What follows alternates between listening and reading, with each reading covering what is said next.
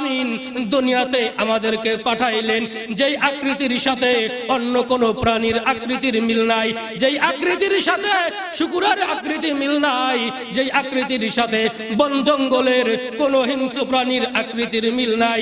শুধু তাই নয়, আল্লাহ পাক রব্বুল আলামিন আমাদেরকে আকৃতিতে দিয়েই কি করেন নাই, ক্ষান্ত করেন নাই। আমার আল্লাহ পাক রব্বুল আলামিন আপনাকে আমাকে এমন এক নবীর উম্মত করে দুনিয়াতে পাঠাইলেন, যেই নবীকে আল্লাহ পাক রব্বুল আলামিন নবী কুলের শিরোমণি, উম্মত কুলের শিরোমণি, নবী কুলের সরদার, উম্মতের সরদার।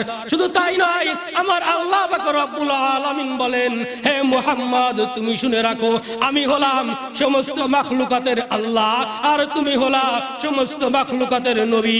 আমি হলাম সমস্ত সৃষ্টিকুলের আল্লাহ আর তুমি হলা সমস্ত সৃষ্টিকুলের নবী। আমি হলাম সকল নবীদের আল্লাহ আর তুমি হলা সকল নবীদের নবী। আলহামদুলিল্লাহিল্লাযী জাআলাশ শামসা ওয়াল কমারা বিহুসবান ওয়ান নাজমা ওয়াশ শাজারা ইয়াসজুদান ওয়া ফাদ্দালা জামানান আলা জামান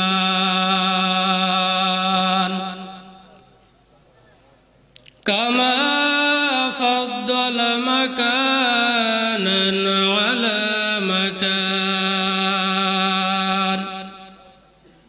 ওয়া ইনসানান আলা ইনসান লা নিদ্দা লাহু ওয়া লা নিদ্দা লাহু ওয়া লা মিছলা লাহু ওয়া লা মিসালা লাহু ওয়া নাশহাদু আন লা ইলাহা ইল্লাল্লাহু ওয়াহদাহু লা শারীকা লাহু ওয়া নাশহাদু আন্না সাইয়্যিদানা ওয়া সানাদানা ওয়া হাবিবানা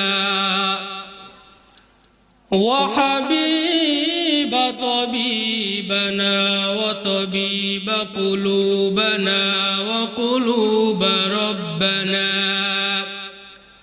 ওয়া মাওলানা মুহাম্মাদান আবদুহু ওয়া রাসূলুহু الذي أرسله بالحق بشيرا ونذيرا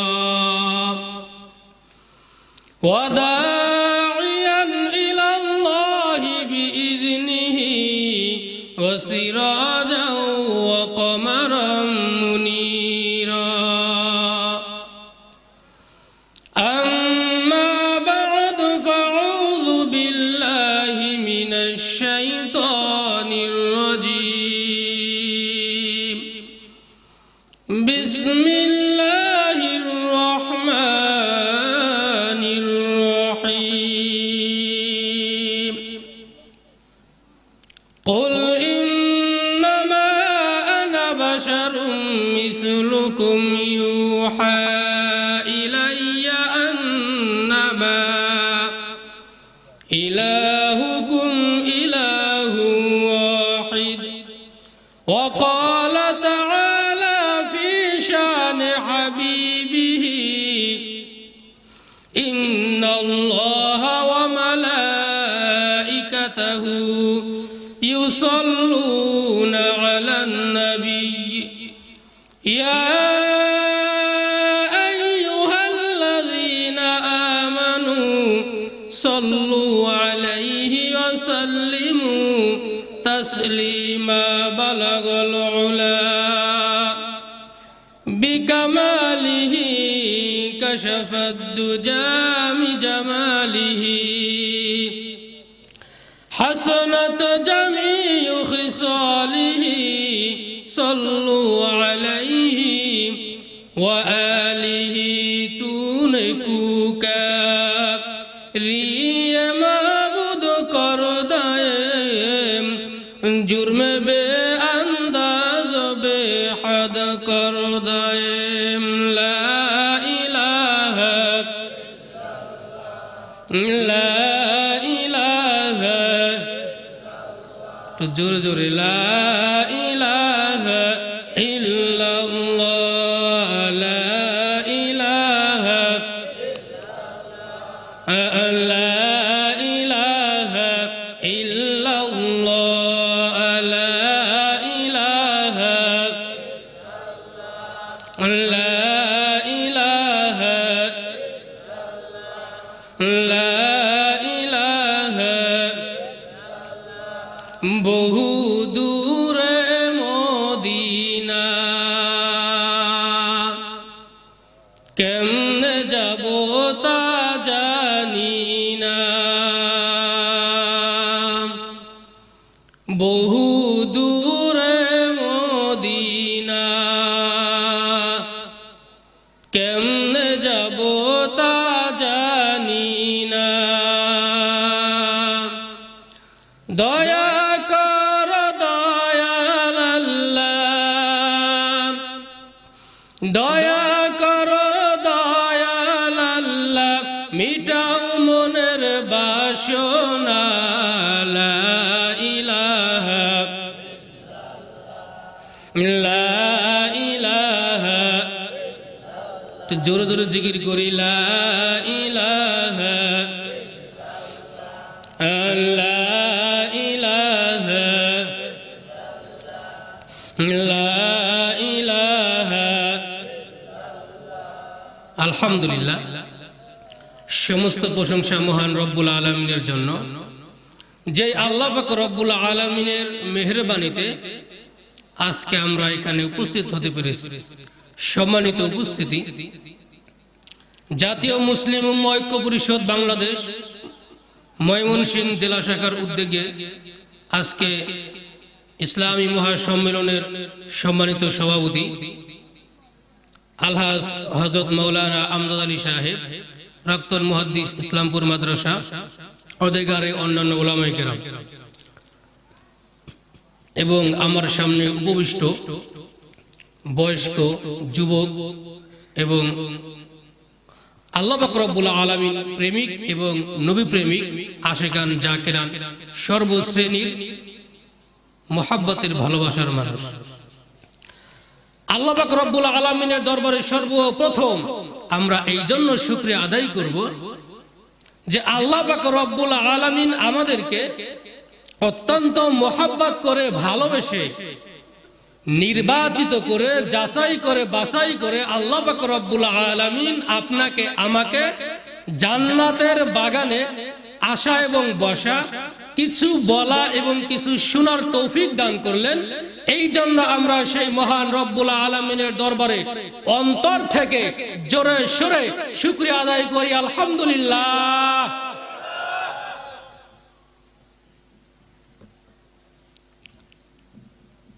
আমরা আল্লাহ পাক রব্বুল আলামিনের শুকরিয়া আদায় করতে পেরে খুশি না বেজার? যদি আপনাদেরকে এই ইসলামী মহাসম্মেলন থেকে, আজকের মাহফিল থেকে যদি আপনাদেরকে আরো কিছু সুসংবাদ দেওয়া হয়, কি আপনারা সুসংবাদ শুনবেন না? আল্লাহ পাক রব্বুল আলামিন প্রথমে যখন আদম আলাইহিস সালামকে দুনিয়াতে পাঠাইলেন, তখন কিন্তু আল্লাহ পাক রব্বুল আলামিন আদম আলাইহিস সালামকে একটা সুসংবাদ দিয়েছে। কি সুসংবাদ দেয় নাই?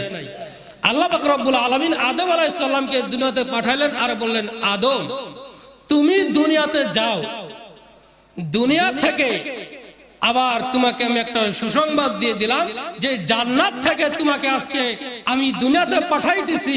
আমি আল্লাহ পাক রব্বুল আলামিন এই জান্নাতের সুসংবাদ আমি আবার তোমাকে দিলাম। তুমি দুনিয়া থেকে আবার এই জান্নাতের ভিতরে কি করবা? প্রবেশ করবা। কি আল্লাহ পাক রব্বুল আলামিন আদম আলাইহিস সালামকে এই সুসংবাদ দেন নাই?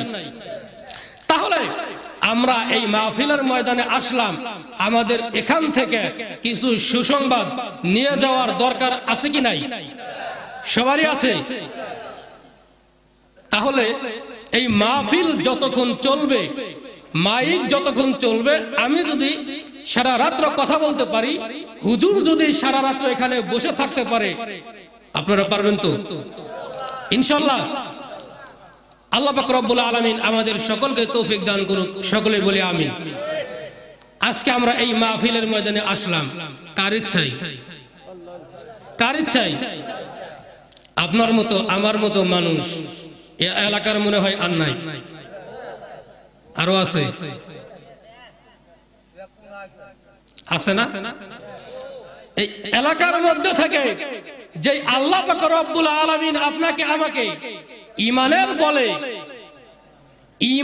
বলে আল্লাহ পাক রব্বুল আলামিন ঈমানের শক্তিতে যে আল্লাহ পাক রব্বুল আলামিন আপনাকে আমাকে এই কনকনা শীতের ভিতরে মাহফিলের ময়দানে আনলেন, এই আল্লাহ পাক রব্বুল আলামিন ঈমানের বদলতে আপনাকে আমাকে আল্লাহ পাক রব্বুল আলামিন জান্নাতেও নিতে পারে। কি পারেন না? অবশ্যই আল্লাহ পাক রব্বুল আলামিন আপনাকে আমাকে জান্নাতে নেবেন বিদায় আল্লাহ পাক রব্বুল আলামিন আপনাকে আমাকে জান্নাতের বাগানে আসা এবং বসার তৌফিক দান করলেন। শুধু তাই নয়, আরো আরেকটা সুসংবাদ আমার এক ভাই আলোচনা করতেছিলেন যে আল্লাহ পাক রব্বুল আলামিন অগণিত মাখলুকাত কি করেছেন? সৃষ্টি করেছেন। আমরা সাধারণত লোকমুখে আমরা শুনি 18,000 মাখলুকাত আল্লাহ পাক রব্বুল আলামিন কি করেছেন? সৃষ্টি করেছেন। কিন্তু এই 18,000 মাখলুকাত আমরা লোকে মুখে শুনি, কিন্তু আল্লাহ পাক রব্বুল আলামিন কত হাজার কত কোটি মাখলুকাত আল্লাহ পাক রব্বুল আলামিন আসমানের নিচে, জমিনের উপরে, জমিনের নিচে, সাগরে, আসমানের উপরে আল্লাহ পাক রব্বুল আলামিন সৃষ্টি করে রাখছেন। এর হিসাব একমাত্র আল্লাহ পাক রব্বুল আলামিন ছাড়া অন্য কারো বলার কি নাই ক্ষমতা? সেই 18,000 মাখলুকাতের একটা মাখলুকাত আমরা। কি বলেন, ঠিক না বেঠিক? আল্লাহ পাক রব্বুল আলামিন আপনাকে আমাকে বানরের ছিরতে দুনিয়াতে পাঠান নাই। আল্লাহ পাক রব্বুল আলামিন আপনাকে আমাকে কুকুরের ছিরতে দুনিয়াতে পাঠান। আল্লাহ পাক রব্বুল আলামিন মানব জাতিকে অত্যন্ত মোহাব্বত করেছেন। আল্লাহ পাক রব্বুল আলামিন এমন একটা আকৃতি আপনাকে আমাকে দিয়েছেন। শুধু তাই নয়, আল্লাহ পাক রব্বুল আলামিন যদি ইচ্ছা করতেন আপনাকে আমাকে কুকুরের আকৃতিতে দুনিয়াতে পাঠাইতে পারতেন। শুধু তাই নয়, আল্লাহ পাক রব্বুল আলামিন যদি ইচ্ছা করতেন আপনাকে আমাকে বানরের আকৃতিতে দুনিয়াতে পাঠাইতে পারতেন। শুধু তাই নয়, আল্লাহ পাক রব্বুল আলামিন যদি ইচ্ছা করতেন আপনাকে আমাকে বন জঙ্গলের হিংস্র প্রাণীর আকৃতিতে দুনিয়াতে পাঠাইতে পারতেন। আল্লাহ পাক রব্বুল আলামিন আপনাকে আমাকে মোহাব্বত করে, আল্লাহ পাক রব্বুল আলামিন আপনাকে আমাকে ভালোবেসে এমন একটা আকৃতিতে আল্লাহ পাক রব্বুল আলামিন দুনিয়াতে আমাদেরকে পাঠাইলেন যেই আকৃতির সাথে অন্য কোন প্রাণীর আকৃতির মিল নাই, যেই আকৃতির সাথে শুকুরের আকৃতি মিল নাই, যেই আকৃতির সাথে বন জঙ্গলের কোন হিংস্র প্রাণীর আকৃতির মিল নাই। শুধু তাই নয়, আল্লাহ পাক রব্বুল আলামিন আমাদেরকে আকৃতিতে দিয়েই কি করেন নাই? ক্ষান্ত করেন নাই। আমার আল্লাহ পাক রব্বুল আলামিন আপনাকে আমাকে এমন এক নবীর উম্মত করে দুনিয়াতে পাঠাইলেন যেই নবীকে আল্লাহ পাক রব্বুল আলামিন নবী কুলের শিরোমণি, উম্মত কুলের শিরোমণি, নবী কুলের সরদার, উম্মতের সরদার। শুধু তাই নয়, আমার আল্লাহ পাক রব্বুল আলামিন বলেন, হে মুহাম্মদ তুমি শুনে রাখো, আমি হলাম সমস্ত মাখলুকাতের আল্লাহ আর তুমি হলা সমস্ত মাখলুকাতের নবী। আমি হলাম সমস্ত সৃষ্টিকুলের আল্লাহ আর তুমি হলা সমস্ত সৃষ্টিকুলের নবী। আমি হলাম সকল নবীদের আল্লাহ আর তুমি হলা সকল নবীদের নবী। আমার আল্লাহ পাক রব্বুল আলামিন সেই নবীর আকৃতি, সেই নবীর উম্মত করে আপনাকে আমাকে দুনিয়াতে পাঠাইলেন। শুধু তাই নয়, আমার আল্লাহ পাক রব্বুল আলামিন নবীকে দুনিয়াতে এমনি পাঠাই ছেড়ে দেন নাই। আমার আল্লাহ পাক রব্বুল আলামিন নবীর উপরে কুরআন নাজিল করে আমার আল্লাহ পাক রব্বুল আলামিন নবীকে দুনিয়ার বুকে ছেড়ে দিলেন। আল্লাহ পাক রব্বুল আলামিন এমন এক আকৃতি, এমন এক সুন্দর আকৃতি আপনাকে আমাকে দিলেন যা পৃথিবীর অন্য কাউকে দেওয়া হয় নাই। আমি আপনি দুনিয়ার বুকে কোন একটা পাখি দেখলে চিন্তা করি আমার আল্লাহ পাক রব্বুল আলামিন এই পাখিটাকে কত সুন্দর করে সৃষ্টি করেছে। আমরা যখন ময়ূর পাখিকে দেখি আমরা বলি ময়ূর পাখিটা কত সুন্দর করে পেখম মিলে। শুধু তাই নয়, সুন্দর একটা ময়না পাখি যখন আমরা দেখি আর ময়না পাখিকে বলি এই পাখিটা আমার আল্লাহ পাক রব্বুল আলামিন কত সুন্দর করে বানিয়েছেন। শুধু তাই নয়, এই পাখিটা আবার কথাও বলতে পারে। ওই পাখি পাখির ভাষায় বলতে থাকে বান্দা আব্দুল করিম, বান্দা আব্দুর রহিম। শুনে রাখো আল্লাহ পাক রব্বুল আলামিন আমাকে সুন্দর করে বানিয়েছেন। আল্লাহ পাক রব্বুল আলামিন আমাকে কথা বলার শক্তি দান করেছেন। শুধু এতটুকুর ভিতরেই সীমাবদ্ধ। আল্লাহ তাআলা আমাকে সুন্দর করেছেন, এর কোনো সার্টিফিকেট নাই, এর কোনো গ্যারান্টি নাই। আল্লাহ পাক রব্বুল আলামিন আমাকে কথা বলার শক্তি দিয়েছে, এর কোনো সার্টিফিকেট নাই, এর কোনো গ্যারান্টি নাই। কিন্তু শুনে রাখো হে মানব জাতি, আল্লাহ পাক রব্বুল আলামিন তোমাকে এমন একটা আকৃতি দান করেছে। আল্লাহ পাক রব্বুল আলামিন তোমাকে সৃষ্টি করেছে এমন একটা সুন্দর আকৃতি। আল্লাহ পাক রব্বুল আলামিন তোমাকে দিয়ে দিয়েছে যে সার্টিফিকেট আমার আল্লাহ পাক রব্বুল আলামিন কোরআনে কারীমের মধ্যে দিয়ে দিয়েছে। এটা পাখিকুল সৃষ্টিকুল বলে। একটা হরিণ দেখলে আমরা বলি হরিণটা কত সুন্দর। হরিণ বলে না না বান্দা আমি সুন্দর, এই সুন্দরের কোনো সার্টিফিকেট নাই, এই সুন্দরের কোনো গ্যারান্টি নাই। তুমি যে সুন্দর, এই সৌন্দর্য আমার আল্লাহ পাক রব্বুল আলামিন কোরআনে কারীমের মধ্যে নাজিল করে দিয়েছে। আল্লাহ পাক রব্বুল আলামিন সেই নবীর উম্মত করে আমাদেরকে দুনিয়াতে পাঠাইলেন। এই মাহফিলে এইটা জান্নাতের বাগান, কোরআন এবং হাদিসের আলোচনা হবে। দুঃখের বিষয় হলো যদি আজকে গান বাজনার মজমার আয়োজন করা হয় ওখানে লোকজনের অভাব হয় না।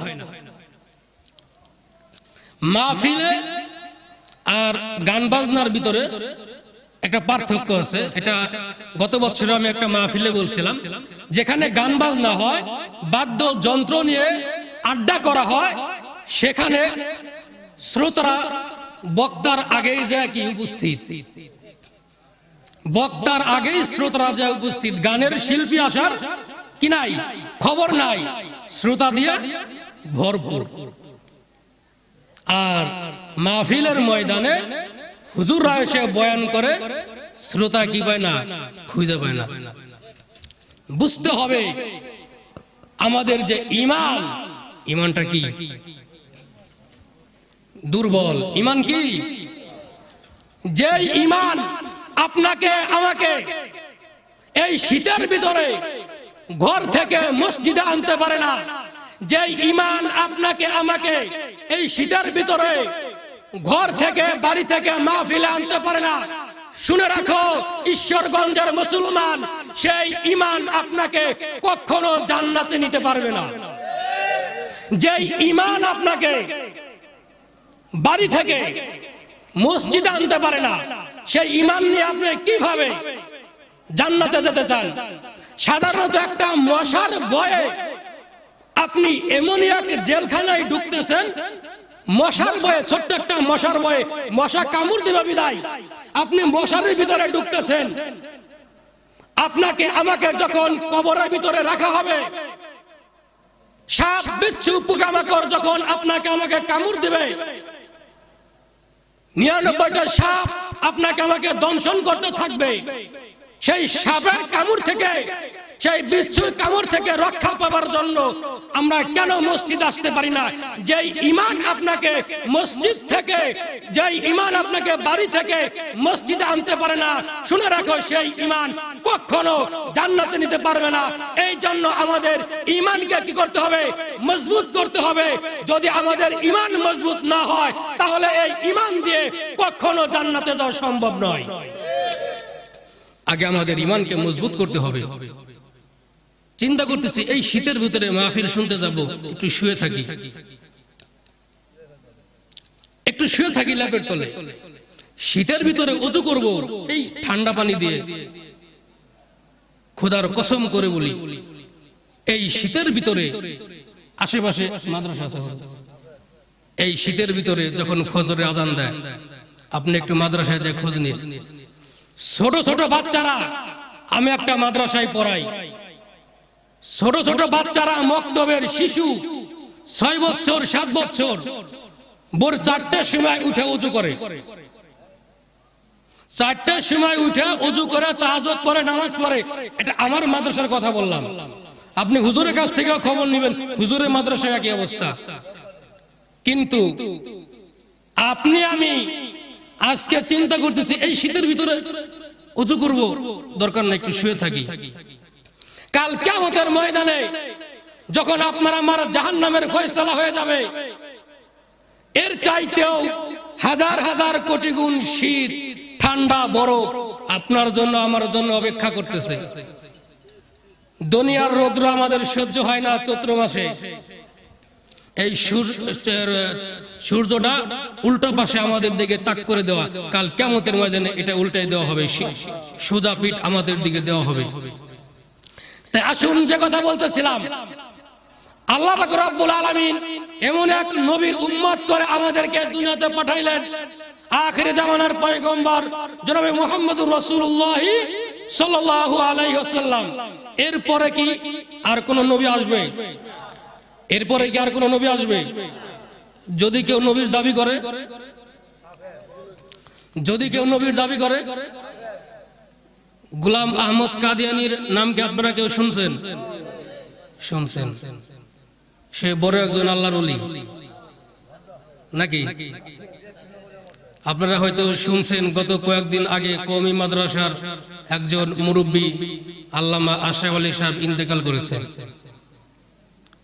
হুজুর অসুস্থ, বেডে শোয়া, আমাদের স্বরাষ্ট্রমন্ত্রী মহোদয় হুজুরের সাথে দেখা করতে গেছে, পিঠে হাত দিয়া হুজুর বলে দিল, মন্ত্রী মহোদয়, আমরা উলামায়ে কেরাম সর্বশ্রেণীর মানুষ কাদিয়ানীর বিরুদ্ধে আন্দোলন করেছি, আমাদের মাথার মুকুট যারা ছিল তারাও কাদিয়ানীর বিরুদ্ধে আন্দোলন করেছে।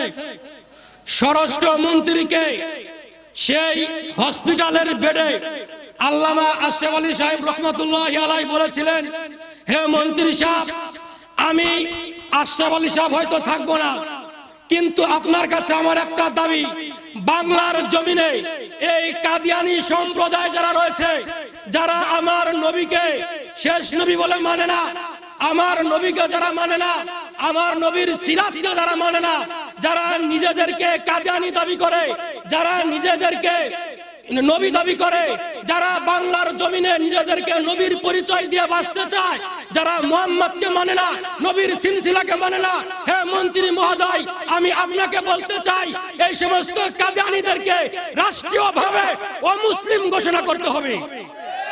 শুধু তাই নয়, সেই আল্লামা আশরাফ আলী সাহেব বলেছিলেন, স্বরাষ্ট্রমন্ত্রী, আপনার মাধ্যমে আমি বলতে চাই, আপনি প্রধানমন্ত্রীকে বলবেন, সুপ্রিম কোর্টের মাধ্যমে সেই এই যে বিল যাতে উঠে যে কাদিয়ানীরা কাফের, কাদিয়ানীদের কোনো আস্তানা বাংলার জমিনে হতে দেওয়া হবে না, যেভাবেই হোক এই কাদিয়ানীদেরকে বাংলার জমিনে অমুসলিম ঘোষণা করতে হবে। আপনার কাছে এটা আমার দাবি, সংসদে এই আইন আপনি অবশ্যই পাস করানোর একটা ব্যবস্থা করবেন। কিন্তু দুঃখের বিষয়, আজকে আমরা বিভিন্ন জায়গায় বিভিন্ন কায়দা কৌশলে আমরা কাদিয়ানীদেরকে বাংলার জমিনে অমুসলিম ঘোষণা করতেছি, কিন্তু রাষ্ট্রীয়ভাবে এখনো কাদিয়ানীদেরকে অমুসলিম ঘোষণা করা হয়নি। তাই আমরা আজকের এই ইসলামী সম্মেলন থেকে আমরা বলতে চাই, বাংলার জমিনে কাদিয়ানীদের কোনো আস্তানা, কাদিয়ানীদের কোনো আখড়া বাংলার জমিনে হতে দেওয়া হবে না, বাংলার জমিনে কাদিয়ানীদেরকে থাকতে দেওয়া হবে না।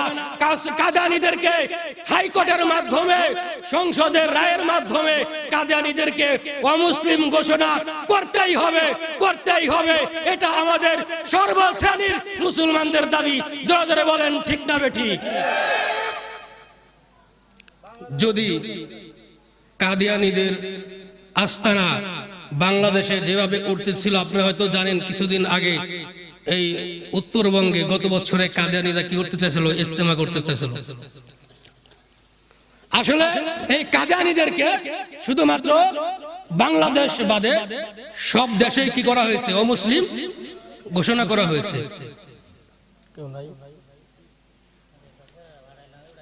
গান বাজনা অশ্লীল নৃত্য আয়োজন বেশি হইতো, হয়তো না? আপনাদের এলাকায় হইতো না? আমাদের এলাকায় হইতো। গান বাজনা, পোলাপান যুবক বয়সী যারা আছে, টিভি ভিসিআর সিডি এগুলো আয়না বাজাইতো। কিন্তু এখন যুবক ভাইরা মাহফিল দেয়। আল্লাহ পাক রব্বুল আলামিন এই সমস্ত যুবক ভাইদেরকে কবুল করুক, সকলে বলি আমিন। আর জোরে বলে আমিন। আমি আপনাদের সামনে যে কোরআনের ছোট্ট একটি আয়াত তেলাওয়াত করেছিলাম, আসুন আমরা সেই দিকে যাই। তার আগে যদি আপনাদেরকে একটু বিরক্ত করি, আপনারা কি বিরক্ত বোধ করবেন? কোরআনের জন্য, হাদিসের জন্য, মসজিদের জন্য, মাদ্রাসার জন্য জান মাল কুরবানি দেওয়ার জন্য সকলে প্রস্তুত আছি। আমি আছি ইনশাআল্লাহ। আল্লাহ পাক রব্বুল আলামিন আমাদের সকলকে তৌফিক দান করুক।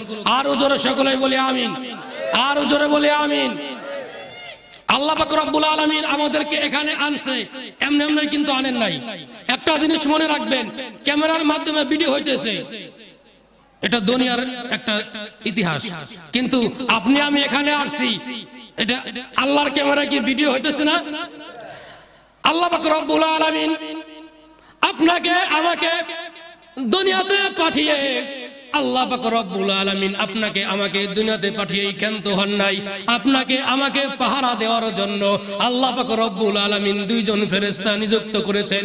আমার আল্লাহ পাক রব্বুল আলামিন বলে, বান্দা দুনিয়াতে তুমি ইচ্ছা করলে খারাপ কাজ করতে পারবা, ইচ্ছা করলে তুমি ভালো কাজ করতে পারবা। আল্লাহ পাক রব্বুল আলামিন আপনাকে আমাকে স্বাধীনতা দিয়ে দুনিয়াতে প্রেরণ করেছেন।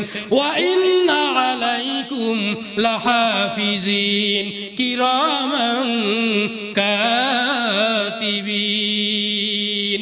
আমার আল্লাহ পাক রব্বুল আলামিন বলেন, বান্দা তোমাকে আমি দুনিয়াতে পাঠিয়ে আমি তোমার তত্ত্বাবধায়ক হিসাবে কিরামান কাতিবিন রেখে দিয়েছি। ইয়ালামুনা মা তাফআলুন। কই বান্দা, দুনিয়াতে তোমাকে প্রেরণ করার পরে তুমি যা করবা, আমার এই সম্মানিত লেখক বিন্দু তা ক্যামেরার দ্বারা ভিডিও করবে, কলম দ্বারা তারা লিপিবদ্ধ করবে। কাল কিয়ামতের ময়দানে, হাসরের ময়দান যখন কায়েম হবে, আপনাকে আমাকে যখন বিচারের কাঠগড়ায় দাঁড় করানো হবে, আল্লাহ পাক রব্বুল আলামিন যখন হিসাবের খাতা খুলবে, ফেরেশতাদেরকে বলবে, হে ফেরেশতারা তোমরা হিসাবের খাতা কি করো, খুলো। কাল কিয়ামতের ময়দানে যখন হিসাবের খাতা খোলা হবে, বলা হবে, বান্দা আব্দুল করিম, বান্দা আব্দুর রহিম, ঈশ্বরগঞ্জে অমুক জায়গায় অমুক এলাকায় কোরআনের মাহফিল হয়েছিল, তুমি গেছিলা কিনা?